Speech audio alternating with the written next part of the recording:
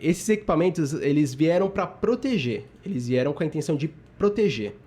Então, é feita uma análise de como está sendo, nos dias atuais, a questão da criminalidade. Então, os equipamentos, eles evoluem para proteger das coisas que os criminosos andam fazendo, né? Golpes, enfim. Então, a tecnologia, ela vem com esse objetivo, ela vem daí. Tá, legal. E falando um pouquinho agora da cerca elétrica, de sensores, eu sempre tive essa dúvida, Leonardo, mas vamos lá.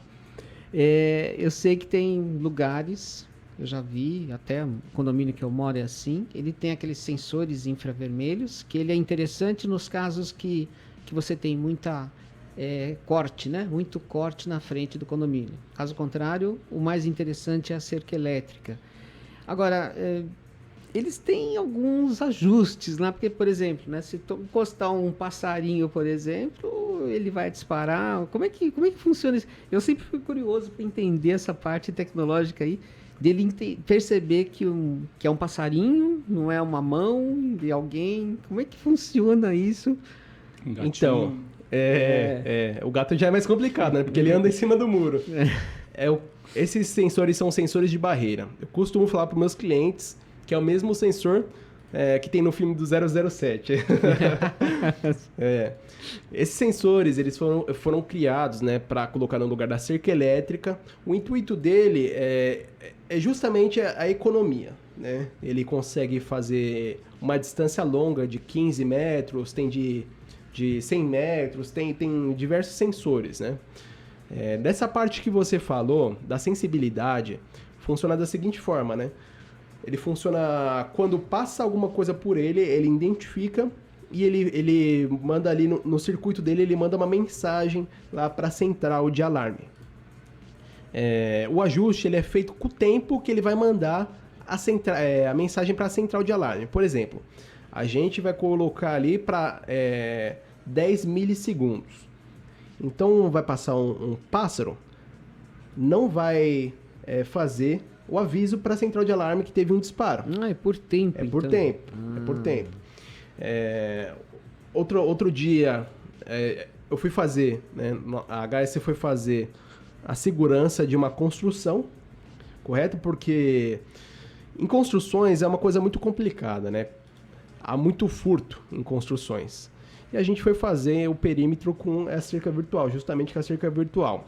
A gente seguiu as normas, tudo correto, o sensor ficou na altura mais ou menos da cintura, que é onde não conseguem abaixar e também não conseguem pular por cima do sensor. Então ficou tudo ok. E o ajuste tem que ser um ajuste bem fino. Por quê? Principalmente por conta deste modelo, né, que foi feito para um local onde ainda estava sendo construído, tudo mais. Porque se alguém passar correndo, né, ele tem que disparar. Então ele não pode pegar pássaro, não pode pegar folha caindo, mas se alguém passar correndo, ele tem que pegar, entendeu? Ele tem que disparar. Então é um ajuste muito fino que a gente tem que fazer. Imagino que para cada instalação, então, é um detalhe, é uma configuração, não tem um padrão de instalação. Sim, aí. Por isso que eu sempre ressalto para todos os clientes que é muito importante a gente fazer um orçamento. O orçamento não tem custo nenhum, só o custo do tempo do cliente mesmo, que é para a gente fazer análise, ver o perímetro, ver o que está precisando em questão de alarme. É muito importante a gente ver isso, né? Ver quais são os pontos de vulnerabilidade do local. E aí sim a gente passa um projeto adequado para o cliente, onde ele vai ter toda a questão da segurança. Isso é muito importante mesmo. Como que o software vai identificar se é um gato, se é um cachorro, se é uma pessoa? Então, na questão do gato, a gente tenta compensar isso na questão do tamanho, né? A gente coloca o sensor um pouco acima do tamanho que geralmente o gato não pega, só vai pegar a cauda dele ela não é capaz de disparar, ela é muito pequena, né? Tem que ser uma estrutura um pouco maior, né? Como eu falei, por tempo, então a gente faz análise por tempo. Se for um pássaro, por exemplo, vai passar lá em torno de 20 milissegundos, então a gente deixa para 30 milissegundos. Então se alguém tentar passar lá, a pessoa vai levar em torno de 5 segundos para pular o muro e já vai ter disparado. Entendeu? Ah, tá. Interessante, né? Nossa, bem muito, bacana isso. Eu sempre fui curioso para entender como funcionava essa logística, né? Sim. Essa cerca virtual, né, a barreira, ela é muito, muito interessante, principalmente para locais que são um perímetro maior, né, mais de 15 metros, onde a gente consegue cobrir com uma assertividade grande e num baixo custo. É aí que a gente tenta colocar. Mas a barreira, ela pode substituir a cerca elétrica ou existem diferenças? Tem os prós e os contras de cada um? Existe muita diferença. Eu sempre indico colocar a cerca elétrica. Porque a cerca elétrica ela fica mais no visual, né? Vou ler aqui uma pesquisa para você. Isso, eu ia te falar. Inibe falar mais, dessa então, pesquisa. a cerca elétrica. Sim, inibe muito mais. Foi realizada uma pesquisa, né? Isso numa universidade aqui no Brasil, onde foi entrevistado mais de 400 pessoas, mais de 400 detentos, né? Feito, de vez em quando, esse tipo de entrevista, né? Com o intuito justamente de avançar a tecnologia de segurança. Como eu falei, a tecnologia de segurança ela vem para cobrir buracos, né? Que os criminosos fazem. Então, eles avançam, né? Então, a gente precisa avançar também. Né? A gente precisa cobrir isso. Esse é o benefício que o sistema de segurança traz. A gente cobre sempre os buracos. Então foi feita uma pesquisa onde 400 detentos foram entrevistados, detentos que foram presos por roubo a casa e a condomínios. E esses 400 detentos falaram que fazem uma avaliação prévia, né, dos locais que eles pretendem invadir. Correto? Eles também têm um estudo. Eles têm um estudo também. Então é muito importante a gente colocar lá que o local está sendo vigiado, uma cerca elétrica, câmeras. A cerca elétrica ela fica muito no visual. As câmeras geralmente elas ficam no canto, mesmo porque não é nossa intenção mostrar as câmeras, né? As câmeras elas não são a intenção para inibir, né? A cerca elétrica já não. A cerca elétrica a gente coloca lá falando aqui tem segurança, aqui você não entra, entendeu? Então ela tem essa função. E desses 400 detentos que falaram que faz análise prévia, só 13% continuam com um plano de invasão, né? Isso foi numa pesquisa. A ABESE, ela é a associação responsável pelo sistema de segurança, né? Pelos equipamentos de segurança. Ela realizou outra pesquisa que comprovou que 94% dos locais, né?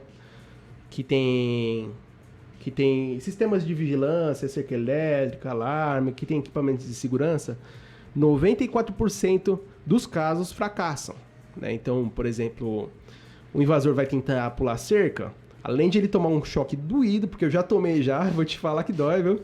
Minha mão ficou toda dormente, não senti a mão, não consegui mais trabalhar no dia, tive que sair. Pensa, um choque de 20 mil volts, né? Então é um choque poderoso. Eu ia te perguntar isso, Leonardo, 20 mil volts e qual que é a reação, já que você passou por isso? Vou te falar que não é muito agradável não, como eu falei.